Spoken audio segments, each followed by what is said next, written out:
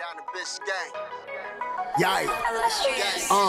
5 on the floor, ride for my dogs. Where here's the thing, you can check the score. Hustle hard, couple scars, wearing bubble frogs. Just like Butler said, you in trouble, y'all. Kept the flow playing, got it all band. Y'all seen the block, stop with one hand. And Pat we trust, it's power have the guts. We're here to bring the heat, y'all can hang it up. Welcome to 5 on the Floor, a daily insider show on the Miami Heat and the NBA, featuring Ethan Skolnick, Greg Sylvander, and Alex Toledo, plus others from the 5 Reasons Sports Network. Welcome back to 5 on the Floor. I am your host, Greg Sylvander. With me on tonight's episode, your floor plan will include Bryan Fonseca. You could follow him at Bryan Fonseca NY on Twitter. We come to you directly following the Miami Heat's embarrassing loss to the Chicago Bulls at home. They had won 4 straight. Were coming home looking to catapult themselves at home into an even longer winning streak that could maybe move them up in the standings. And instead, in Miami Heat fashion, as it relates to this season, they fell flat on their face. So we're going to dive into that, talk a little bit about the game itself. Also want to talk a little bit about how I think we need to be careful to not be overreactionary to these moments, high or low, because we're seeing this over and over again throughout the league. And we'll touch a little bit on that. And then maybe do a little bit of looking ahead. But before we start, want to give a major shout out to a great sponsor of 5 Reasons Sports Network, and particularly our post-game shows, and that's A Aggressive Insurance. Lynette, who's a tremendous friend of the program, she heads up this insurance broker agency that's been servicing South Florida for over 15 years. They offer auto, homeowners, condo, life insurance, retirement programs, free notary service to all their clients. They represent the leading insurance carriers in South Florida. So if you have a bad driving record, there's no problem. No drivers refused. Free phone quotes. Go to the website insurancebylynette.com. That's with 2 N's, 2 T's, insurancebylynette.com. She's on Instagram, Facebook, and Twitter. That's A Aggressive Insurance, the official sponsor of 5 on the Floor Live. This is not 5 on the Floor Live because Hangover Time from Miami Heat Beat is taking over the 5 Reasons Sports YouTube channel. So it is Bryan and I doing a quick 5 on the Floor podcast. But Bryan, 113, 103.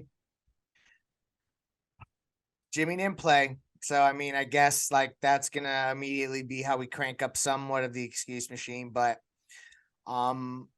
initial takeaways of a game that I thought the Heat still could have got, that if you really want to continue to separate yourself in the Eastern Conference, it's a game that when you start a homestand, it would have been nice to get. Indiana, which will not be necessarily so easy, comes next. Initial takeaways from this Chicago game in particular, as you look at the loss for the Heat. Good first half. Fun first half. Fun second quarter in particular. You know, I was intrigued by the starting lineup because I don't think that's something that we expected, and that's something worth discussing for like a minute or two. Just the fact that Victor Oladipo and Tyler Hero starting together, I had my curiosities as to how that looked, and it looked good for a half. And then in that third quarter, it was not a third quarter, it was a third quarter for this team, did not look good at all. And then just some other things like what I don't want to see necessarily is, and I understand you're thin, but Tyler Hero 42 minutes on the first game off of a 4-game road trip. Victor Oladipo played 34 minutes, which is more than I expected him to be playing at this stage. Understood why, but that's a lot. Haywood Highsmith had 41 minutes. You know, and that's something that, like, I did feel like I saw a lot of Haywood Highsmith out there. Bam had his 37, and Max Strus, we'll get into him in a couple minutes, had 29. Duncan Robinson, 36 off the bench, worth noting. Nobody else outside of those 6 guys played more than 10 minutes. And the 10 came from, guess who? Dwayne Dedmon, which a lot of people are probably rolling their eyes at this point. No disrespect to Dwayne Dedmon intended, but like, you know, this is just how people in this fan base have told you and I that they feel. What I would say about this game in particular is, like, I don't get caught up in just 1 game sample sizes, even at this point in the year, because it's still, like, believe it or not, we're still in the first half of the season, and you can really burn yourself out just doing the game by game.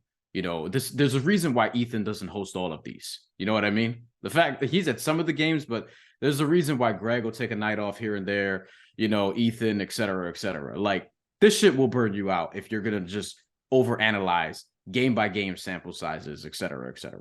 But ultimately, Greg, what you would have wanted to see is them extend this winning streak, and they did not do that when the opportunity felt like it was there. But I will say that it's difficult to do when Jimmy Butler, Kyle Lowry, and Caleb Martin aren't there. And that's 3 of your 5 best players this season so far. So it's just a tall ask. And the last thing on this particular instance is you're looking around at the standings, and you guys just did a series of podcasts about, like, teams that can catch them and who they can lap and things of that nature. And winning games like this would help when you're looking around at teams like the Knicks and Nets going out there and putting together these win streaks. Now, they're healthier, but this is why, the standings race is going to be tight all season long. So get ready for that. Yeah, that's what gets concerning, because, like, we just did a show about sellers in the Eastern Conference, and we talked a lot about Chicago. And then Chicago comes in and thumps Miami. And then it's like, well, maybe Miami should be the sellers that we talk about. But again, I don't want to overreact, but, like, I guess it's just, that's like a microcosm of kind of what you see throughout the entire league, of that any team with a good week can all of a sudden feel like they got life again. And I think that's just the NBA reality that maybe we're not used to as much. You're starting, like, to see the parity is just unparalleled. And to me, like, I think that is going to be a situation where it'll be interesting to see which teams think they have a shot and actually go for it, and which teams punt on the season. Because, like, even Chicago, as much as, like, we kind of talked about them being sellers, you look at the standings right now, and I mean, like, they're 2 games back in the loss column of Miami. So, like, if they're thinking about selling, then it's not crazy to include Miami in that conversation. And we didn't the other night because we felt like they're going in different directions. I want to add to the Oladipo hero minutes to start. I was intrigued as well. It's not a starting backcourt that can win a championship, in my opinion. I don't think anyone ever thought it would be necessarily. But to your point about the minutes, I think that this is a reoccurring theme with this team, is that Spoelstra on any given night, because he doesn't have every bit of ammunition, he can't trust guys. And so you're seeing it reflected in the minutes. And when also you're kind of behind the 8 ball to get victories and to get back in the standings, you don't have room for error. So you end up just tightening the rotation. And to me, like, that is going to eventually catch up with this team. And it's something that I think that they can run from it, and they can defer it down, kick the can down the road with guys playing extended minutes. Eventually it's going to catch up. Yep. Bryan, let's talk about one of the few positives, Bam Adebayo, because he played well. I know Vooch played well. As Vooch always plays well against the Heat. That's just been a given. But at least when you're talking about Bam Adebayo out there, he looked like he was as comfortable as we've seen him in quite some time. The Heat were out rebounded, but it was not due to Bam. Bam obviously showed up there. What was your takeaways from Bam Adebayo's performance tonight? I just enjoy, like, everything he does. And especially when he has confidence in his mid-range jumper, which we saw tonight. We saw him turn and face and just lock in eyes with the rim, look at how far Vucevic was off of him, and then just pull up and take that jumper. He was feeling it tonight. He was 12 for 15, and it felt like he actually had more than 27 points. I was surprised that he only had 27. I felt like he had a 30-piece. With 12 rebounds and 6 assists, and you started to see, because of their, they didn't have Kyle Lowry in the starting lineup. They didn't have Jimmy Butler either. Bam was able to play make again and dip into that more, and only had 3 turnovers. So he had a 2-to-1 assist turnover ratio. Good for him. Look, he's just been great this year. He, to me, is their only all-star. And I think he's going to, he's going to get in, hopefully, for his sake, because it would just be weird if we're looking at what Bam's done these last 4 seasons in particular, and him having just one All-Star game to show for it, and it being statistically his weakest season of the 4, even though it was a season that he emerged in 2019-2020 as a most improved player candidate, somebody I thought should have won the award instead of Brandon Ingram, because Brandon Ingram was a second overall pick, but that's neither here nor there. Bam's been great. And it's magnified how great he's been because of what's behind him. Is Dwayne Dedmon's backup minutes. Not going to harp on this. Done enough to him already. Orlando Robinson is super raw and can't see the floor. And then Nikola Jovic, who I think should be on the floor, but I think he's a 4 that plays next to Bam, not really a backup 5. You might have to play him at backup 5 because of the construction of the roster. But, to your point, Bam, more than probably anybody else on this team, has had to step it up and do so much more because what's the Pat Riley philosophy of verbatim? Is it, play 8, trust 7, something along those lines? Yeah, like what that's what, uh-huh. Yeah. And right now that they're kind of playing 7 and trusting 6. Yeah, that's pushing it. That's what I mean. And what you really want is playing 9 and trusting 8. Or playing 10 and trusting 9. You wanted to, because last year, that's kind of what it was for most of the season. They were deeper. They had more guys who were trustworthy. You weren't as nervous about the Dwayne Dedmon minutes because you had other guys, like Caleb Martin was in the bench unit. And that's something that made you feel good. Tyler Hero was coming off the bench. He was 6th man of the year. Now these guys are being forced to, step up, and Bam, chief among them, has had to overcompensate for so much. And I just think that, and I've said this is why I don't think Bam should be averaging 25 points a game. Because if you're going to do all you do defensively and then carry the offense on a nightly basis, you're going to wear down, especially if you switch that much. It's just not going to be humanly possible for you to do all those things 38 minutes a night. And you could look up and say, hey, but this is what 4s and 5s elite bigs did in 2003, 2004. And I would say to you, one, the pace was a lot different back then. Yeah, right. And I love that era of basketball. I would say the pace was a lot different back then. And 2, I would also say, look, man, there's going to be studies on this, and there have been already, and there's going to be more about these kids who just played a lot of AAU coming up, high-level AAU coming up. That's something that's been a thing, but that's something that, I think, we're seeing play out now where, guys are sitting more and they're still getting hurt. And it doesn't matter, right?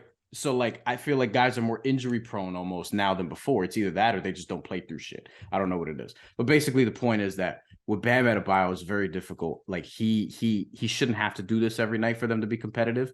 And if he has to, that means the team is just rail thin. And that can't survive that way. NBA teams are practicing as little as ever. And I've heard a couple people throughout the league say that as much as players probably don't want to hear it, and there's even a certain faction of NBA Twitter will say, NBA media, that doesn't really want to hear this, but they think that maybe the soft tissue injuries are because they're not necessarily practicing enough. They're not going through the motions enough. Mm-hmm. And I think that that's an interesting spin that not everyone would agree with. But it's hard to deny when you see so many people injured across the league.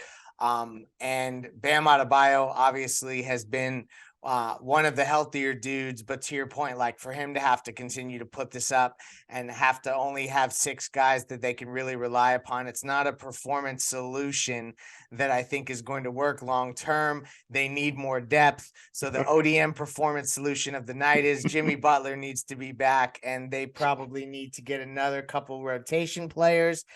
ODM PSI, it's another sponsor of the 5 Reasons Sports Network, and team building is hard. Just ask the city of Chicago. They just built that team, and now they're wondering whether they need to strip it down again.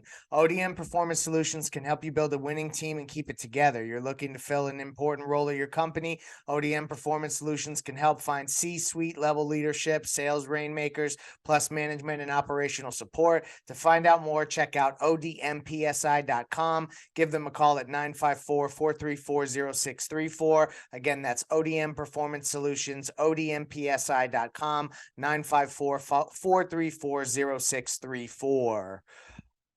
So I don't really know where to go from here because, like, as much as I think Heat fans in general are probably really upset by this loss, they had won 4 straight. They're not going to just keep winning in perpetuity. So I figure they're going to lose one eventually. I would have liked to get the first home win. Jimmy then sits, Kyle sits. So your quarterbacks are kind of sitting. So I can kind of talk myself out off the ledge on this one. I do have one question though. Yeah, hit me. I think there's one thing very much worth talking about here, and that's this dynamic between the shooters, Max Strus and Duncan Robinson. And I don't know if the tables are turning. Duncan Robinson wasn't amazing, but he did hit 4 threes, and Max Strus hit 1. And Max Strus has been on a whatever the opposite of a tear is. Yo, what is wrong with dude, man? It's crazy. Yeah, like he's putting them up. Not as much as he normally would, but he's putting them up. And, you know, I just checked over the last 9 games before this contest. He had been hitting 25% from 3 over the last 9 games on 7 attempts per game, which is about what you would want. You would want in terms of attempts, not the makes, right? He needs to be a 40% shooter. Has to be. To stay in the league, because that's his function. He's not going to kill you off the dribble. He'll try defensively, but he's never going to be peak Victor Oladipo, for example, or even current Victor Oladipo, who's been quite good defensively for the most part, you know, since he's come back from injury. He's not that. So if he is going to stick in the league, same thing with Duncan Robinson. If they're going to stick in the league, they need to be shooting of around 40% from 3 in order for teams to justify to continue having them on their rosters, having them in their rotations, paying them. And yes, I say teams because, like, I don't expect them to be, you know, members of the Heat forever. We already know one of those guys is probably not going to be here beyond the season. And the other one may not either because he's a free agent. And Max Strus, you know, if you look at, if you're just box score watching, which I typically don't, but if you're just box score watching and you're looking at his points for the season and you're saying, like, you know, he's actually averaging 3 more points than last year, that should be good. But when you observe the process, when you observe how much he's struggling, when you observe that some of these shots, and this is something that we talked about with Duncan Robinson last year, it's not just the misses. Some of these clanks would be like violent, would abuse the backboard, would like make these thudding sounds. It's as if you're kicking a soccer ball.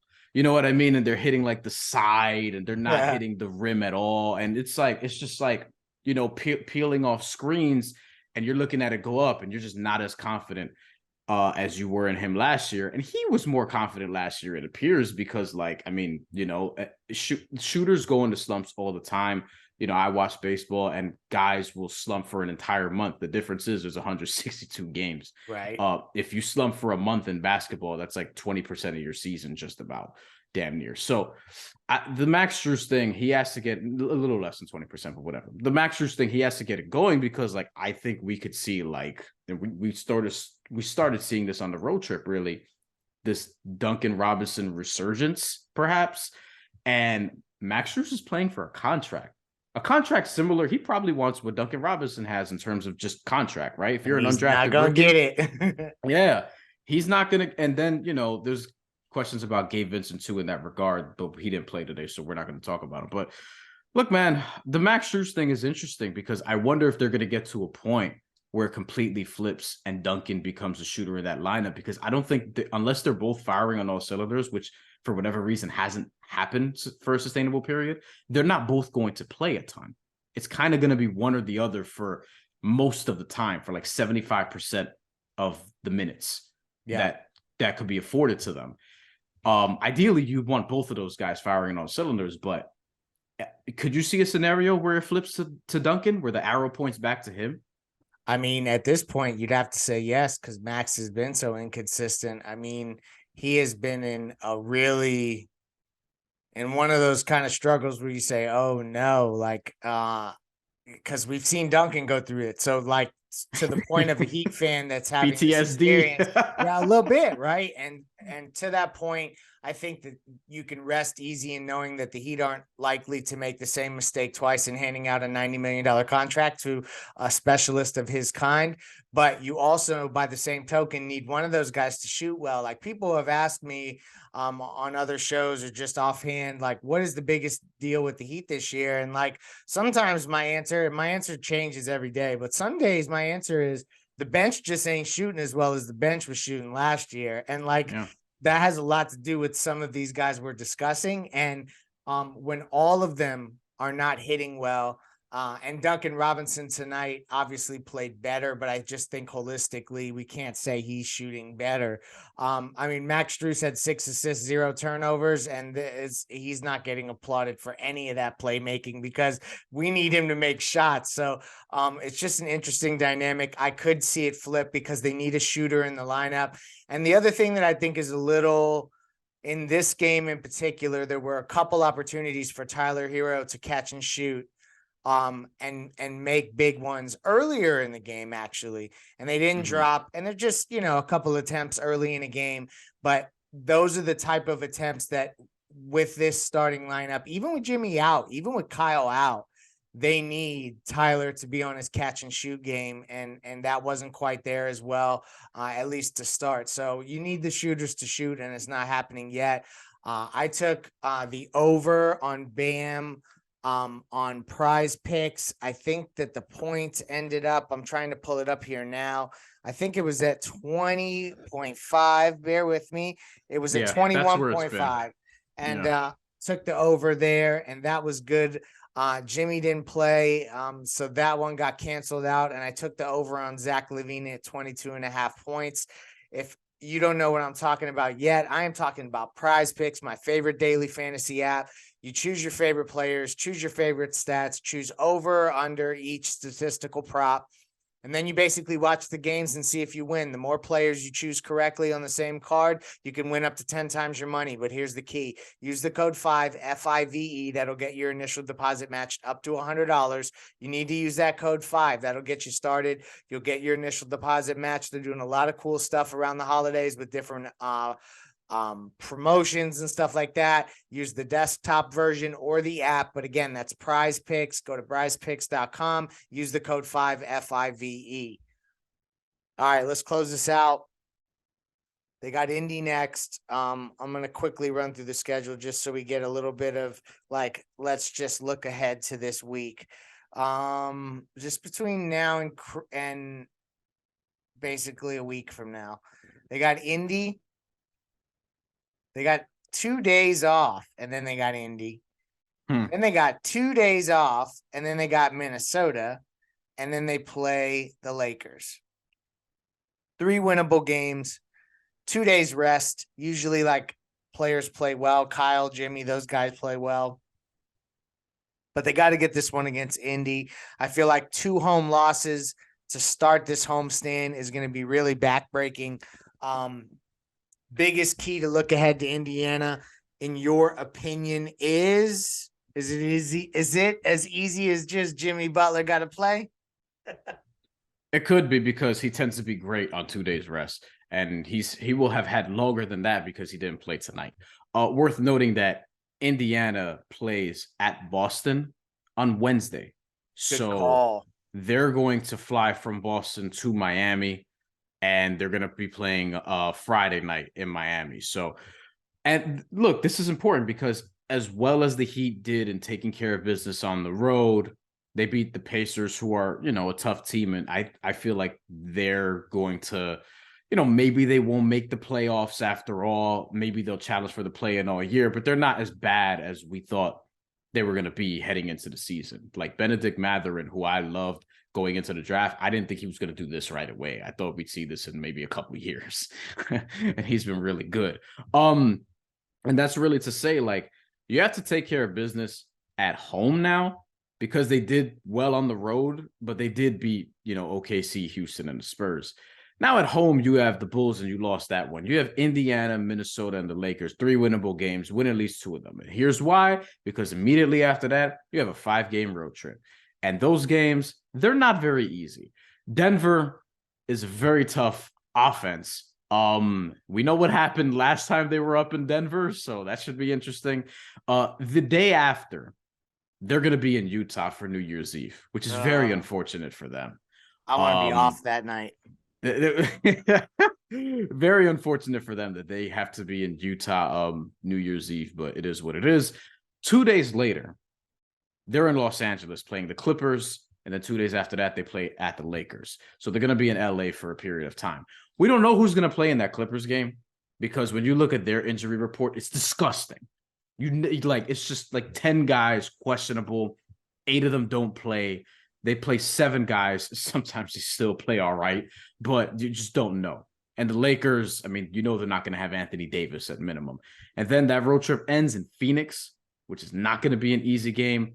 And the Heat did beat them last time. We remember it was very memorable how they did that with the Jimmy Butler stop at the end, et cetera, et cetera. I don't know if you're going to beat Phoenix twice. So, you have to take care of business at home because this road trip is going to be tough. Ideally, you'd want to see them get 2 out of 3 at home and then, get 2 to 3, 2 or 3 on the road trip. But then you're still looking at just being 500. And ultimately, I'll dismount here. If this is a good team, you'll see them start to win games that they shouldn't. But so far, they're a 500 team because they've been playing like a 500 team. They win some here, they lose some here. They beat teams they shouldn't. They lose to teams they shouldn't lose to. They beat teams they should. They lose to teams they should. Like, it's, it's all over the place. 16-16, you are what your record says you are at this point, honestly. It's so damn true. Like, eventually they're going to have to buck that trend, and it may need to start on the road. But to your point, like, if you don't take care of the home floor and you don't get these games you're supposed to get, you leave the margin for error, which with this team is already so slim. You leave it to the point where you can't make any mistakes. And we know that they are going to inevitably make mistakes. So that's the only thing as we close tonight, I'll say, is that it's a little disconcerting for them not to get this game when you just start to know that, that the margin for error is slimmer and slimmer, and you're about to go on the road and it's going to get tougher. Bryan, one more look thing. like you got one more final thought to sneak in here. Let's do it. For people who are anxiously awaiting January 15th, there are, if you want to start a countdown, you can do that. There are 12 more games until January 15th.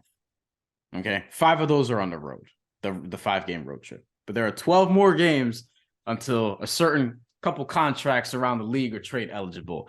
And then we should start to see maybe hear some noise. Greg, what do you think? What do you think about that? Are you excited about January 15th? I am, because I do think that even if it's swapping deck chairs on the Titanic, there's going to be moves to be made come January 15th leading up to the trade deadline. So that is a date to definitely watch. I like that you teed us up with the 12 games because now we can kind of track that. I would say if the Heat are hovering around 500 and anywhere near this play-in to 6 seed range, they're going to look to try to be aggressive in solidifying themselves. But the more I hear about their draft picks, the less I think that they're going to just relinquish them very easily. So that'll be an interesting thing to watch, but I think there's still other moves to be made. But Bryan, that's a pod for an off day, and we need you on an off day pod. We got to go deep dive on one of these topics. So we're going to make sure to get that in the queue. Thank you for joining us. Again, this is 5 on the Floor coming to you directly after the Bulls Heat game where the Heat did lose. Again, check out the post-game show on 5 Reasons Sports YouTube channel. Hangover Time from Miami Heat Beat is taking over the channel tonight. Thank you for joining us. Peace. Thank you for listening to the 5 on the Floor on the 5 Reasons Sports Network.